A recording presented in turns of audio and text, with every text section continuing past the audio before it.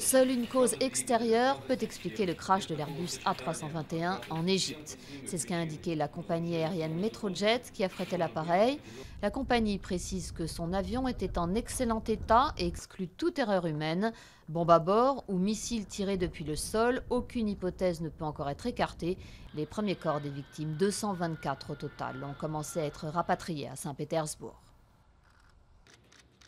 François Hollande, optimiste sur la conférence de Paris sur le climat. En visite à Pékin, le président français a signé un accord avec la Chine sur la lutte contre le réchauffement climatique. L'appui des Chinois, plus gros pollueurs de la planète, est indispensable pour réussir la COP21 qui débute à la fin du mois. Un peu plus de 218 000 migrants et réfugiés ont traversé la Méditerranée pour rejoindre l'Europe en octobre.